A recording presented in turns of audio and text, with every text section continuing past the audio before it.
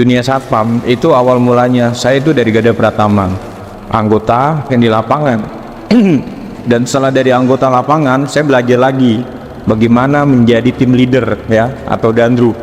Dari situ saya belajar cara pemimpinan, mengatur personil, membuat schedule ya, dan bagaimana cara membaca karakteristik kepada anggota gitu.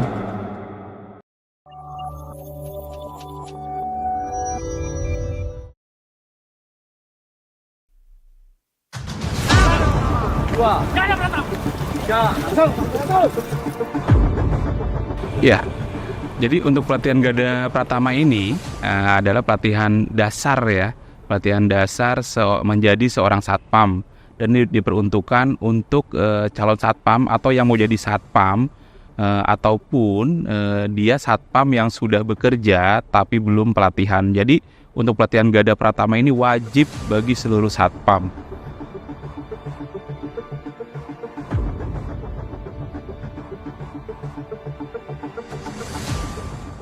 Pelatihan satpam ini ada 3, Pak. Yang pertama pelatihan Gada Pratama, yang kedua Gada Madya, yang ketiga Gada Utama. Nah, untuk tadi yang saya jelaskan, untuk pelatihan Gada Pratama ini yaitu untuk calon satpam atau satpam yang belum pendidikan, kayak gitu ya, atau untuk para anggota. Dan yang kedua yaitu pelatihan Gada Madya. Nah, Gada Madya ini pelatihan untuk para supervisor atau danru, security. Tapi syaratnya harus sudah punya ijazah dan KTA Gada Pratama. Jadi kalau nggak punya nggak boleh ya, walaupun sudah pengalaman, walaupun sudah lama bekerja, jadi harus tetap dasarnya dulu yaitu Gada Pratama, baru bisa naik ke Gada Madya. Nah, untuk yang level 3 atau level tertinggi dari pelatihan satpam yaitu Gada Utama. Nah, syaratnya apa? Syaratnya kalau untuk ikuti Gada Utama itu harus Gada Madya dulu. Nah, jadi untuk pelatihan Gada Utama, kalau misalnya mau pelatihan Gada Utama itu syaratnya harus latihan, harus punya ijazah Gada Madya dahulu, kayak gitu, baru bisa langsung ke Gada Utama, kayak gitu. Nah,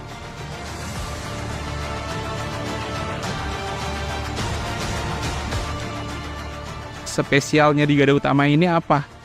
Spesialnya bisa kayak gitu. Jadi nggak usah Gada Pratama, nggak usah Gada Madya, tapi pendidikannya itu minimal harus D3. Kayak gitu ya, minimal D3 itu bisa langsung ke Gada Utama dengan pengalaman bekerja kurang lebih 10-15 tahun ya, kalau tidak salah, atau 5-10 tahun kayaknya, seperti yang saya tahu ya, untuk supaya bisa untuk langsung pelatihan ke Gada Utama. Dan yang penting adalah minimal harus D3. Kayak gitu tuh bisa langsung, jadi tidak usah Gada Pratama, nggak usah Gada Madya, bisa langsung ke Gada Utama ya. Dan Gada Utama ini juga untuk para manajer, direktur, ataupun yang mau membuat BUJP nih ya. Syaratnya kan sekarang kan kalau mau membuat BUJP itu harus Gada Utama, kayak gitu Pak. Harus ada orang yang Gada Utama, minimal direktur sama manajer operasionalnya. 5 jarinya rapat, tidak seperti ini, tidak seperti ini, tapi seperti ini.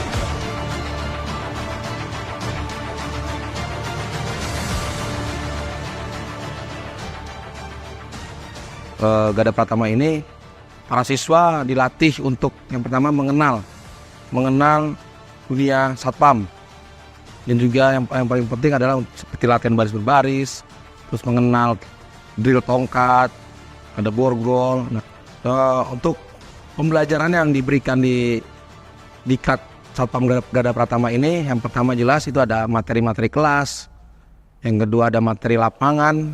Nah, materi lapangan ini nanti para peserta diperkenalkan alat-alat seperti tongkat, borgol, seperti itu. Dan juga mereka dilatih untuk latihan drill tongkat dan drill borgol, seperti itu. Nah, tujuannya mereka mengikuti pelatihan Diklat Gada Pratama ini, yang pertama dan yang terutama yaitu mereka harus nantinya akan mempunyai legalitas. Legalitas ini yaitu ya bagi mereka, untuk mereka berarti mempunyai kewenangan pada saat bertugas nantinya di perusahaan mereka masing-masing, seperti itu.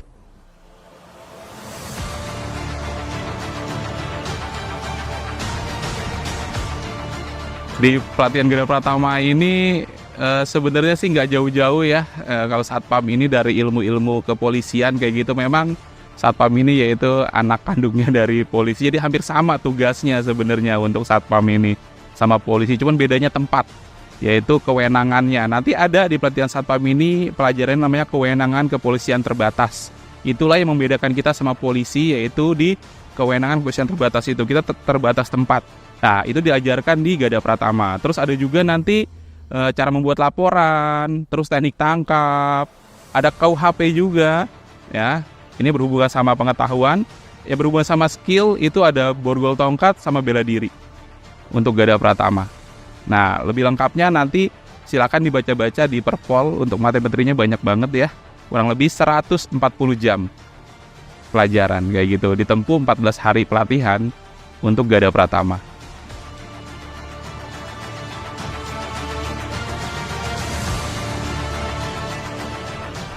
Siap, selama pelatihan sih sudah banyak yang didapat, mulai dari fisik, mental, dan maupun materi tentang dasar-dasar tentang satpam, pelatihan awal tentang tupoksi, dan lain-lainnya, Mas.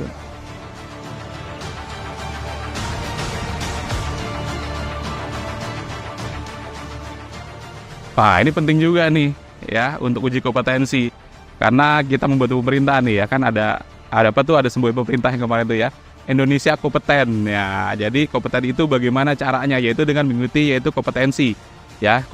Kompetensi sendiri yaitu mengukur ya, mengukur kemampuan kita nih ya. Kalau misalnya kompetensi satpam, mengukur kemampuan satpam kayak gitu. Nanti di uji kompetensi itu yang akan kita ukur, yaitu ada namanya satpam harus bisa mengatur, harus bisa menjaga patroli, pengawalan. Terus ada juga di situ kayak TPTKP, pengamanan barang berharga. Nah, itu satpam itu harus bisa kayak gitu. Dan untuk uji kompetensi ini juga ada levelnya juga ya. Ada uji kompetensi Gada Pratama, Gada Madya, dan Gada Utama. Itu ada masing-masing yang akan diuji. Jadi berbeda. Kayak gitu tadi yang saya sebutkan, yaitu tentang uji kompetensi yang ada di Gada Pratama. Kayak gitu. Jalur Gada Pratama itu tidak jauh-jauh dari namanya Turjawali. Karena tugasnya anggota yaitu Turjawali. Ya, Turjawali singkatannya yaitu pengaturan, penjagaan, pengawalan, sama patroli. Nah, nanti itu di uji kompetensi akan kita lihat kemampuan anggota di lapangan itu bagaimana. Ya, bagaimana dia menjaga, patroli, dan juga pengawalan. Kayak gitu. Dan pengamanan TKP bila terjadi sesuatu tindak kriminal di lingkungan tugas. Yang pertama itu yang penting ya. Yang penting adalah persiapkan mental dan fisik. Kayak gitu, karena masyarakat kita nih kalau udah denger namanya pelatihan Gada Pratama udah takut duluan kayak gitu ya.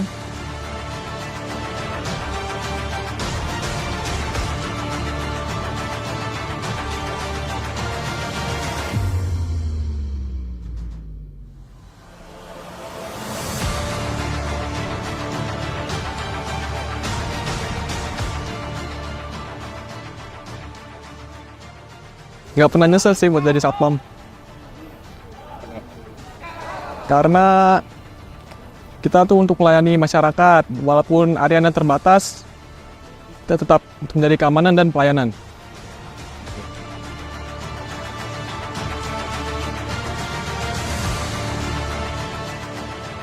Jadi yang pertama yaitu siapkan fisik dan mentalnya.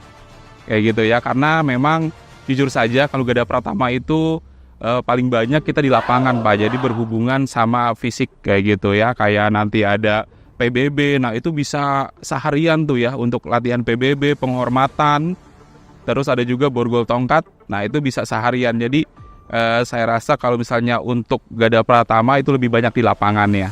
Ya, praktek-praktek kayak gitu ya. Beda sama Gada Madya itu ya lumayan lah ya, 50-50% kelas dan lapangan. Nah, apalagi untuk Gada Utama itu lebih ke manajerial untuk pelatihannya, jadi lebih eksklusif kalau untuk di Gada Utama. Ya, pesan-pesannya untuk yang mau menjadi satpam, persiapan fisik dan mental. Dan nanti jangan lupa pelatihan Gada Pratama untuk lebih mengetahui lagi tentang satpam.